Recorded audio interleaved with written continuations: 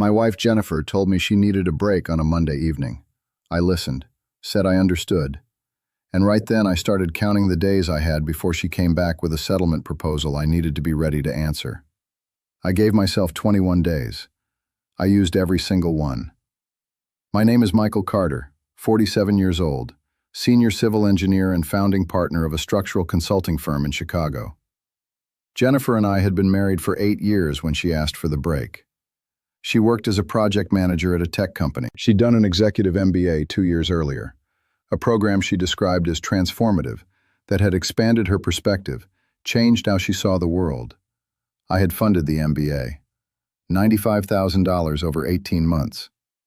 And the perspective shift the program had generated in her included, I discovered later, a classmate named Kevin M., a marketing consultant, 42, who had become a close friend during the program and stayed close after it ended. Very close. I didn't find out the obvious way. No message found, no photo, no tip from a friend. I found out through the behavioral changes I'd been cataloging for weeks without understanding what I was cataloging. Jennifer came back from the MBA different. That was expected. Good MBAs change people. What wasn't expected was the specific nature of the change. She grew more distant from me in exactly the same proportion that she became more animated generally. More calls to family, more outings with friends I barely knew, more events she described vaguely as MBA network things. Everything individually had an explanation. The pattern together didn't. In October of the second year after the MBA, I began paying attention in a structured way. What I structured, over 6 weeks of systematic observation, 4 networking outings that always happened in the same time window, Thursday evenings, lasting 4 to 6 hours. 2 weekends when she said she'd be at her sister's, and the sister's car wasn't there when I drove past. A significant increase in phone use in contexts where she hadn't used it before. A shift in sleep patterns. She who always fell asleep first started staying up after I slept. None of these things were proof of anything. Together, they were enough of a pattern to act on. In November, I searched Kevin M. on LinkedIn using the name I'd seen in the MBA group chat on her phone, open on the kitchen counter. Kevin M., marketing consultant, Chicago, 42 years old. Mutual connections with Jennifer, 16 people from her MBA cohort. I had a name with a face.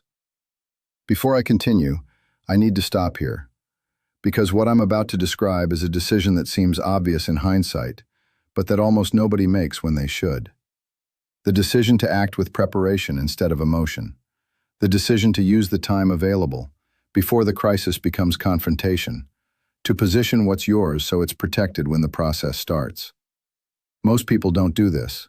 They confront first, act from anger or pain, and when the legal process opens, they discover they arrived without documentation, without a clear position, without understanding how division actually works in practice.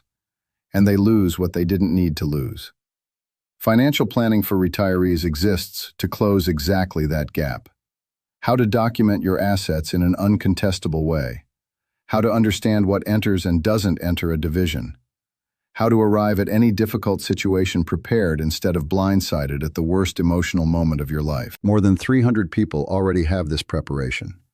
They sleep knowing what they built is protected. And now there's a special condition closing with the first 5 spots. The first 5 through the link in the first pinned comment pay the lowest price this material has ever had.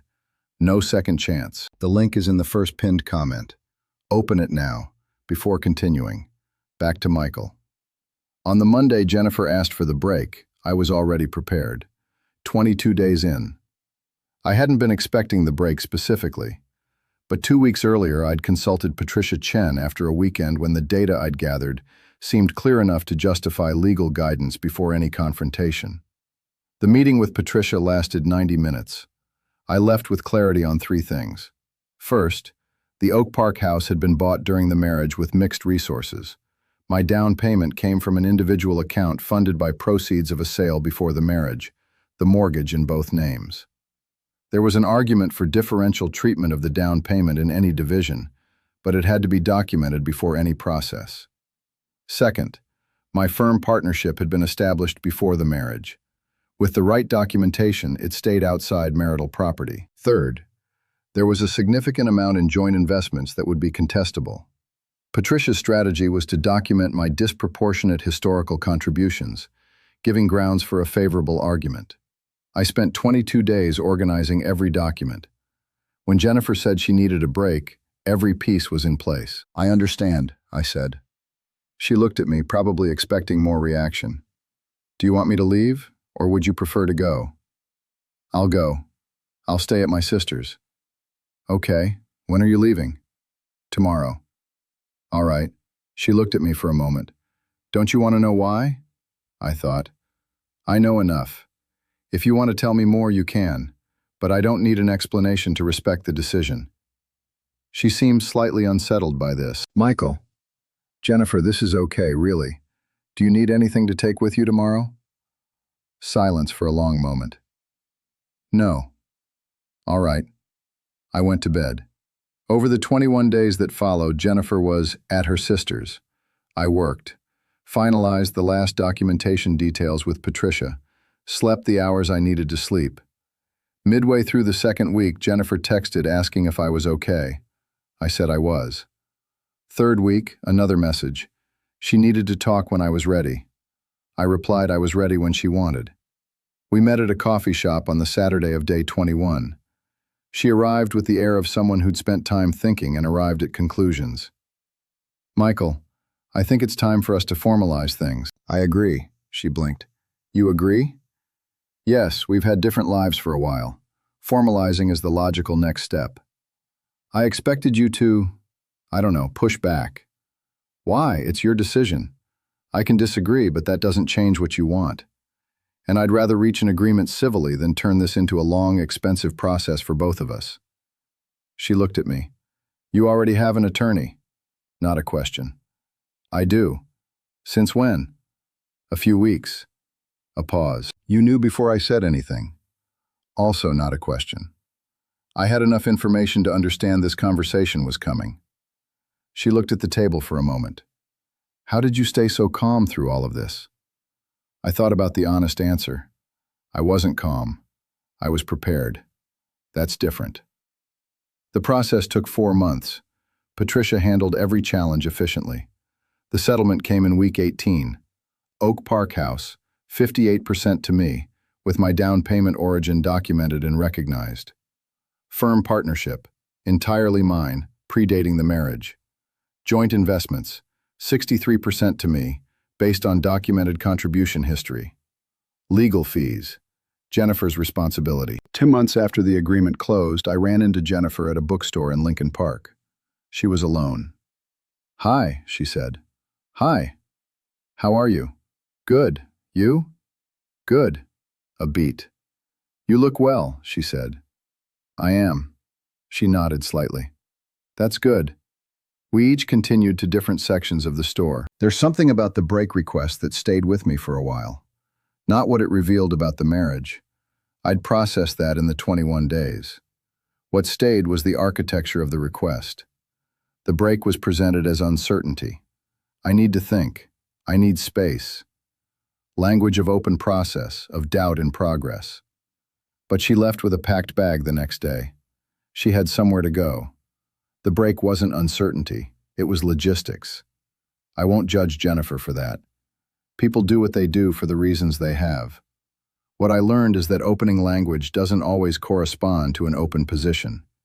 And when you receive opening language from someone who's already made a decision, the best response isn't to argue the language. It's to use the time that language buys to arrive prepared when the decision is communicated directly. I used those 21 days well. Before I close, the question that matters more than any detail in this story. If tomorrow someone you love says, "I need a break," would you arrive at the coffee shop 3 weeks later with your position established? Or would you arrive blindsided, trying to think strategically while you're processing the pain? Most people arrive blindsided, not because they're careless, because nobody ever taught them that financial and legal preparation isn't something you do during the crisis. It's something you do before. Financial planning for retirees closes that gap. The first 5 people through the link in the first pinned comment pay the lowest price this material has ever had. Click now. Before you close this video, you spent years building. 21 days of preparation protect all of it. Take care. See you in the next episode. My partner James asked me months later how I'd stayed so calm through the whole process. You went to the coffee shop, you agreed, you negotiated everything civilly. You didn't seem like someone going through a separation. I was going through one. I'd just done the preparation work beforehand. And that work was what? Documenting what was mine before there was a dispute, understanding the process before I was in the process, having an established position before sitting down at the table. And emotionally? Emotionally it cost. 8 years don't get processed in 21 days.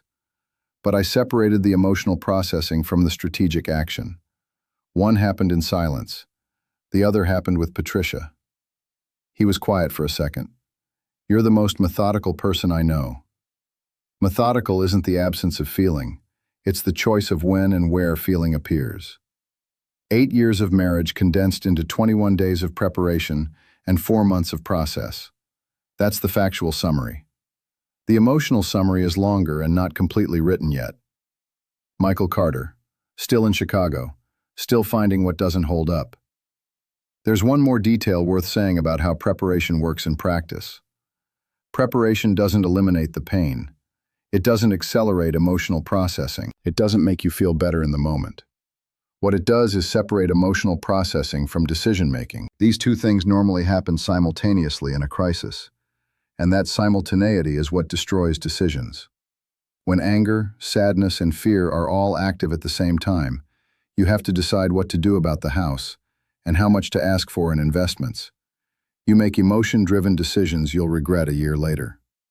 I separated the two. Emotion had its space, its nights, its reflections in silence.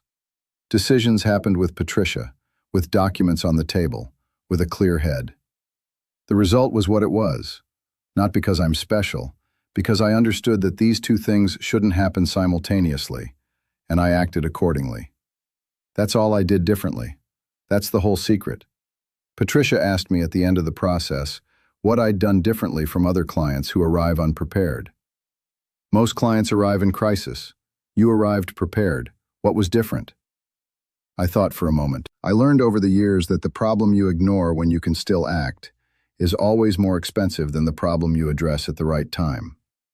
When I noticed Jennifer's behavioral pattern, I had two options: wait for it to explode and respond blindsided, or use the available time to prepare the response before the problem exploded. Most people wait for it to explode. Most people hold a lot of hope that the pattern isn't what it appears to be. I held that hope for a while too. But there comes a point when the data is clear enough that hope stops being useful. And when did that point come? When I stopped building narratives that explained each data point individually and started looking at the pattern as a whole. She nodded. The problem is that requires a willingness to see what you don't want to see. It does. It's the hardest step, but it's what makes everything else possible. I paid her fees the following week. It was the best money spent in the entire process. Not for the documents she produced, for the clarity she helped me organize in the moments when I needed clarity more than anything else. During the 21 days Jennifer was at her sister's, I drove past the sister's house 3 times on different routes. Not to confirm anything. I already knew what there was to know. I drove past because I needed something concrete to anchor the emotional processing happening in parallel with the legal work. All 3 times I drove past, Jennifer's car wasn't there. The 3rd time, I went into the coffee shop on the corner, ordered an espresso, drank it alone. Then I went to the office and finished the report I'd left half done. Some separation stories have a dramatic moment, a confrontation scene, words that stay. This one didn't. It had an espresso alone in a coffee shop and the drive back to work. And at the bottom, that says more about who I've become than any drama that could have happened in those 21 days. Not coldness, clarity. They're different things. Jennifer at some point in the process asked how I'd known the break wasn't a break. You said you had enough information. What was it? Consistent behavior over months. Patterns that individually had explanations but that together pointed in a clear direction. You were watching me. I was noticing what was available to anyone paying attention. I didn't invade anything, didn't read anything that wasn't mine. I just paid attention. She was quiet for a moment. And when you knew, you stayed quiet. I needed time to prepare. And you prepared. I did. She nodded slowly. That makes sense. That was the most honest conversation we had during the entire process. Maybe also the most honest of the whole marriage. 8 years of marriage condensed into 21 days of preparation and 4 months of process. That's the factual summary. The emotional summary is longer and still not completely written. 8 years don't get archived in months. They stay in fragments that appear in unexpected moments. A song, a restaurant, a way of folding a newspaper that was hers. It's not acute pain.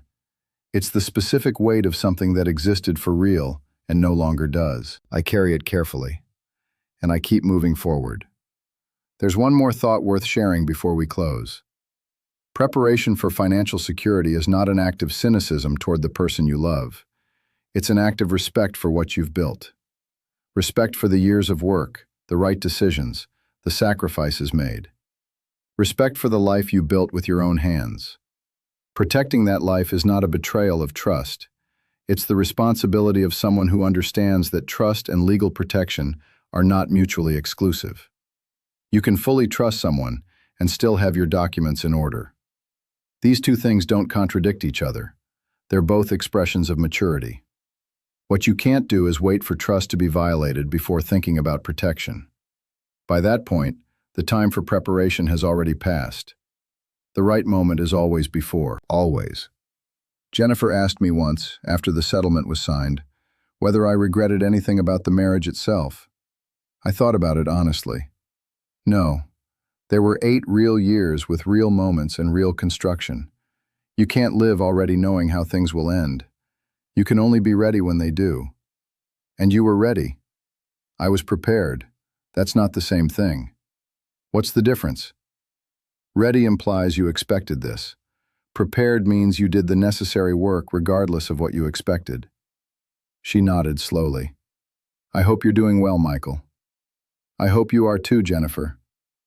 That was our last exchange. 8 years of marriage, 21 days of preparation, 4 months of process.